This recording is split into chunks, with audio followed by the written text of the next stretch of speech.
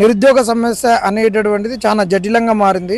నోటిఫికేషన్లు వచ్చినాక కూడా ఈరోజు నిరుద్యోగులు రోడ్ల మీదకి వచ్చి కొట్లాడుతున్నారు, చేస్తున్నారంటే సమస్యకు ఇంకా పరిష్కారం దక్కకపోవడం, సరైనటువంటి నోటిఫికేషన్లు ఇవ్వకపోవడం, ఏదైతే కోరుకుంటారో జనరల్ అభ్యర్థులు అందరు రాసేటటువంటి నోటిఫికేషన్లు గ్రూప్ 2, గ్రూప్ 1, గ్రూప్ 3, గ్రూప్ 4 ఇలాంటి ఉద్యోగాలు, ఎస్ఐ కానిస్టేబుల్ లాంటి ఇవ్వకపోవడం నిరుద్యోగులను చాలా నిరాశకు గురి చేసింది.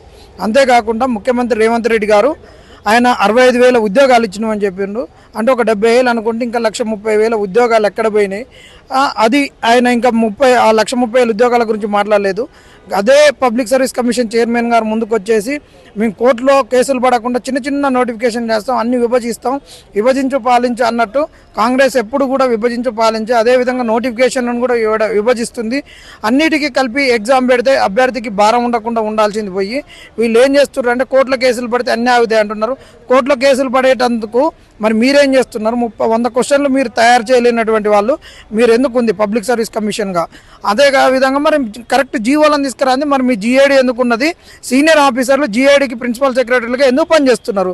ఇది మీకు సాధగానే దద్దమ్మల లెక్క ఉండి కేసులు పడతాయని చెప్పేసి ఒక్కొక్క నోటిఫికేషన్ చేసేసి రోస్టర్ విధానంలో ఎవరికి అన్యాయం చేయదలుచుకుంటున్నారు మీరు అనేటటువంటిది అడుగుతున్నాం. నిరుద్యోగ సమస్య అనేదానికి ఇంకా పూర్తి పరిష్కారం దక్కాలంటే ఈ సమస్య పట్ల కేవలం నిరుద్యోగులు కొట్లాడుతూ అవసరం ఉన్నప్పుడు ప్రతిపక్షాలను కలుపుకొని పోవాలి తప్పితే పూర్తిగా దీన్ని ప్రతిపక్షాల చేతులలో పెట్టి సమస్య నీరుగార్చుకుంటే మనమే కృతిలో పడ్డ ఎలక సామెత అవుతుంది అనేటువంటిది గ్రహించాలి. ఈ కేసులు పెట్టుకొని అది ఏమైతే కేసులు పెట్టుకుంటే ఏమన్నా రేవంత్ రెడ్డి ఎప్పుడు ఉంటాడా? ఎప్పుడు ఉండడు కదా రేవంత్ రెడ్డి. ఆ కేసులకు భయపడాల్సిన అవసరం లేదు.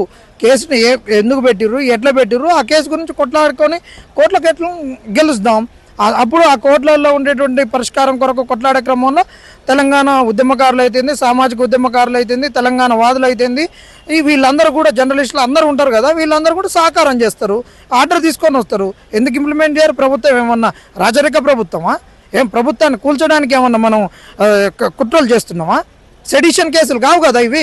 మన హక్కుల గురించి మనం కొట్లాడినప్పుడు కేసులకు మనం ఎందుకు మనకు వచ్చిన ఉద్యోగాన్ని మనం కోల్పోతే అంత భయాలకు గురి కావాల్సిన అవసరం లేదని చెప్తున్నాం. తెలంగాణలో కాంగ్రెస్ వచ్చినప్పటి నుంచి 2 సంవత్సరాల నుంచి ఇదే చెప్తున్నాం, మోసం దగ, అంతకుమించి ఏం చెప్పలేదు. వాళ్ళు తెలంగాణలో మళ్ళీ ఎన్నికలు వచ్చేంత వరకు వీళ్ళు కేసులు పెడతారు. ఇంకా ఉంటుంటే ఎక్కువనే అవుతాయి తప్పితే కేసులు తక్కువ కావు. ఎన్నికల వేలు వస్తున్నా కొద్దీ కేసులు ఎక్కువనే అవుతాయి, కేసులు తక్కువ కాదు. ఇది కొత్త కాదు. ఎప్పుడు మోసం చేయడం జరిగిందనుకో అది మోసం జరుగుతూనే ఉంటుంది. జారుడు బండ మీద జారుడు స్టార్ట్ అయితే కిందికి వచ్చిన దాకా ఉంటూనే ఉంటాం. ఒకసారి పెట్టినోడు ఇంకా ఆగుతాడా? ఎన్నికలు వస్తుంటే ఇంక దానికి భయం, ఇంకా కట్టడి చేయాలని ఉంటాడు. దానికి ఆ మోసం అది ఎప్పటికైనా మోసం అంతే. దాని గురించి ఇంకెక్కువ మాట్లాడాల్సిన అవసరం లేదు. మాట్లాడుతూనే ఉన్నారు. వీళ్ళకి కనీసం కదా అది ఇప్పుడు అన్నం పెడితే దాంట్లో కనీసం ఒక కారం అన్న వేయాలనేది అవసరం, కనీస విజ్ఞత జ్ఞానం కదా. అన్నాన్ని పెట్టమని ఇంటికి వచ్చిన మనిషి కనీసం మంచినీళ్ళు వేయాలనేది తెలుసు కదా. నోటిఫికేషన్ ఇచ్చేటప్పుడు వాళ్ళకు వయోపరిమితి ఏంది, వాళ్ళ సిలబస్ ఏంది అనేటటువంటిది మినిమం చూడాల్సింది కదా.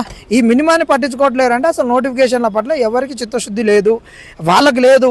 మేము తిడుతుంటే వీళ్ళు మళ్ళీ పోరగాళ్ళు మా మీదకి ఆడొస్తారని చెప్పేసి రిక్రూట్మెంట్ బోర్డులకు ఎవరైతే చైర్మన్లు ఉన్నారో వాళ్ళపై ప్రభుత్వం దగ్గర మాట్లాడుకొని వాళ్ళ యొక్క బ్యూరోక్రసీ మెంటాలిటీ తోటి ఈ జీవోలు తెస్తున్నారు. ఆ జీవోలు ఇంకా గందరగోళం అనుకుని అదే ప్రభుత్వం ఇన్వాల్వ్ అయ్యి ప్రభుత్వం చెప్పినట్టు జీవోలు వస్తే ఇలాంటి కష్టాలు ఉండవు.